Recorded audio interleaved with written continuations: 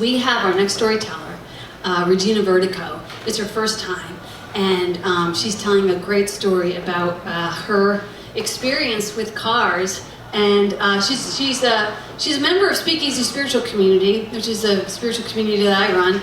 And she's one of the teachers of A Course in Miracles there. And she's just like all around awesome. Put it up for Regina Verdico! Okay. Hey, baby. You want to drive my fast car? Do you want to ride shotgun while I take corners like my car's on rails and antagonize those ready and willing who want to race? Cars have had a prominent presence in my life since I was a kid. Today, I absolutely love to drive. I drive wild, sensual, soul-searching women to retreats all around the world. And if you're curious about that, ask me more after the show, because we're going on one in August. I like to drive in comfort, and historically, I tended to drive really fast, to a fault, but that has improved. However, I do proudly have a bit of Danica Patrick in me. I'm a really good driver. Circa 1982, I was 5. One day my dad drives into my driveway with a new Cathy. Where in the hell did your father get that car? Uh-oh, Mom is mad. Is this good? Is it bad? I have no idea, but it's got an 8-track system, and I can play the only song on 8-track that I know. Fame, I'm gonna live forever. I would belt that out on repeat at the top of my lungs. I thought it was so cool. And how about the sunroof? We never had one of those before. But note to self, make sure your sister's head isn't hanging out the top when you close it up. She is still here to talk about it. Now, these sporty, luxurious rides did not start appearing in my life until after a very tumultuous divorce. So the one thing I took away from these new rides, which I kind of loved, was that my mom hated them, and as much as she hated them, so did everyone on my mom's side of the family. I picked up on the snide comments of, "Frank did this to hurt your mom." I wasn't sure how that was possible, but I knew they believed it to be true. So second note to self, keep the sporty ride on the down low. Cool, I've got this. So now I'm 8, cute as a button I might add. It's Dad's weekend and I'm waiting for him to pick me up. My bags are packed and I'm anxiously waiting in the window for him to pull up into the driveway. Suddenly and swiftly, this gorgeous red 944 Porsche flies up to the top of the driveway and parks underneath the basketball hoop. What is this? Mom looks out the window and I can see her temper flare. Uh-oh, this is not good. Should I be excited? I really didn't know, but something was buzzing in me at the sight of the car. So I just walked out, ignoring my mom's comments, and squeezed into the back. And then we were off to the races. I literally had to squeeze into this very compact back seat. This was not a family vehicle, but I knew this car was special. People were looking at us. I didn't know why, but I really liked the attention. We would stop at stoplights, getting the kind of looks a man would give an attractive woman, scanning their bodies in admiration from head to toe. Yes, that's exactly the kind of look the Porsche attracted. Sometimes we would even get this thumbs up sign. Dad, why is everybody looking at us? His slightly crooked smile would show up on his face. He said, "This car has status." Well, what is status, I thought. It didn't take me long to figure it out, and so I decided to join in the fun. So we pull up to the stoplight, and I notice yet another person admiring the car. And I get this shit-eating grin on my face, because I know we're noticed.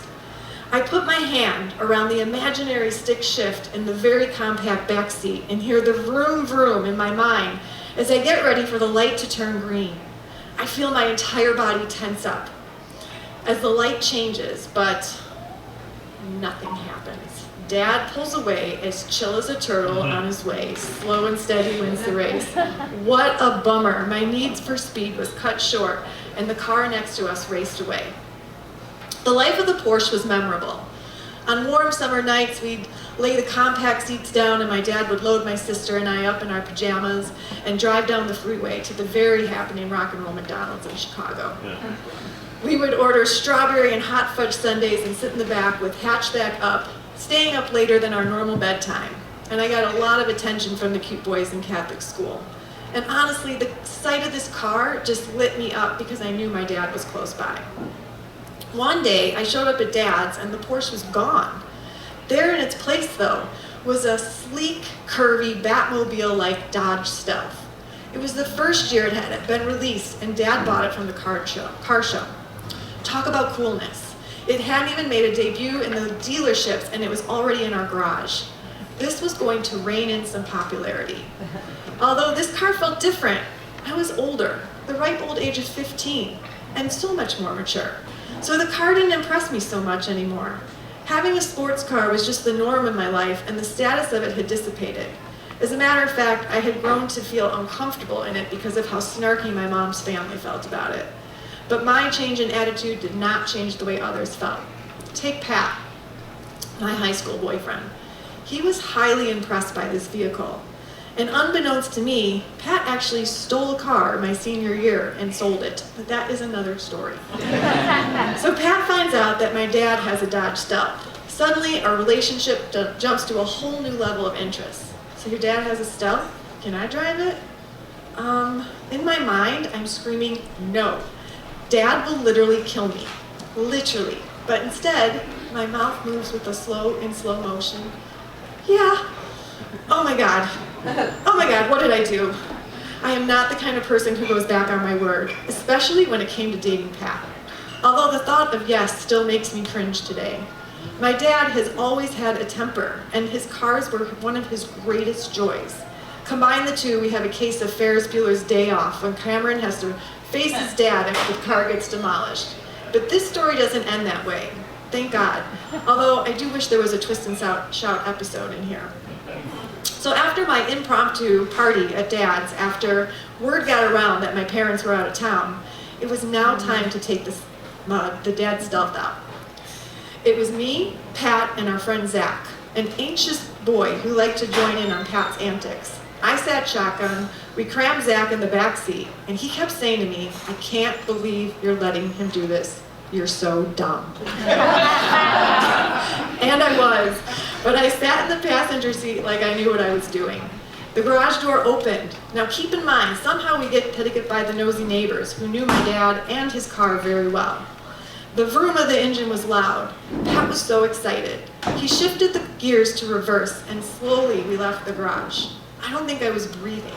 We made it out of the garage effortlessly with no neighbors in sight, cruised out of the neighborhood, and started the long haul down Inverary Lane, which was a very long residential road that took a lifetime to get down.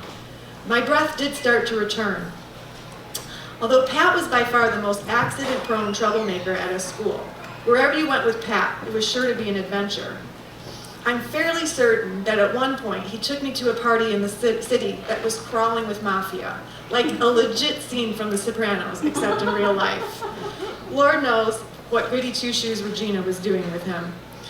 We exited the neighborhood effortlessly, turned onto Milwaukee Avenue, and to my surprise, there was no way to do what I was thought going to be the end of my life on Earth, which in my imagination was Pat taking off like a bat out of hell, crashing, spinning out of control, and rolling the car. But we just went into the flow of traffic. Sorry to disappoint folks, but we never took the car to its full potential of speed because we only had city streets to drive on. My sanity came back, and I demanded that Pat take the car home, which he did, and parked it safely back in the garage. I wasn't home when my dad returned from Florida. I thought visiting my mom was a much safer place to be.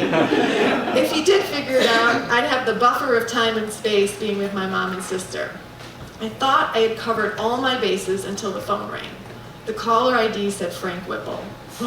It's Dad. 1,000 thoughts shot through my head. Did I park it exactly the way my dad left it? Does he keep track of the odometer?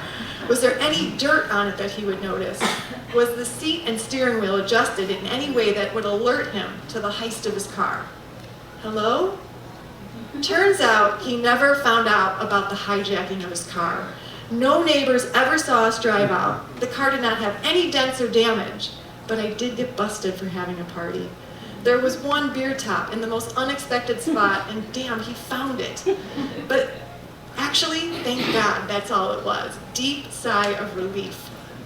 I will finish with this. My first car purchase was a blue Chevy Cavalier. I love that car. But the coolest thing about it was that it was a manual transmission. And the salesman actually taught me how to drive stick on my test drive. I drove out of the dealership a liberated woman because I could now drive my own fast car. And then there was the day that I actually got to drive the Stealth with my dad. He was impressed. And the best part of it was listening to him brag about his daughter Gigi, who could drive his fast car. All eyes on the kitchen table were on me. I was his star.